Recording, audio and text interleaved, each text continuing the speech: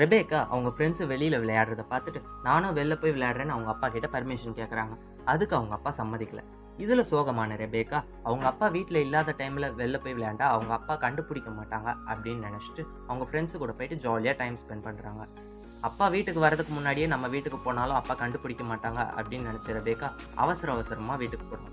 அவசரத்துல படிக்கட்டு ஏறும்போது, கால் வலிக்கு கீழ இருந்த ஷோகேஸ் மேல விழுந்துடுறாங்க. அதுல அவங்க அப்பாவுக்கு புடிச்ச ஒரு ஃபோட்டோ கீழ விழுந்து உடைஞ்சிருது.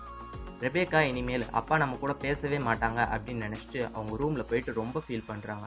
2 நாள் கழித்து அவங்க அப்பா கிட்ட இந்த விஷயத்தெல்லாம் சொல்கிறாங்க. அதுக்கு அவங்க அப்பா, இதெல்லாம் மறைக்க வேண்டிய விஷயமே இல்லை, நீ என்கிட்ட மறைச்சிடலாம், ஆனால் ஏசப்பா கிட்ட நீ எதையும் மறைக்க முடியாது அப்படின்னு சொல்கிறாங்க. ஆமாங்க, அதே போல தான் நீங்களும் ஒரு விஷயத்தை செய்யும்போது இதை யாரும் பார்க்க மாட்டாங்க அப்படின்னு நினைக்கிறீங்க, ஆனால் அது ஏசப்பா பார்த்துக்கினே நீதிமொழிகளில் சொல்லப்பட்டிருக்கு, தன் பாவங்களை மறைக்கிறவன் வாழ்வடைய மாட்டான், அவைகளை அறிக்கை செய்து விட்டு விடுகிறவனும் இரக்கம்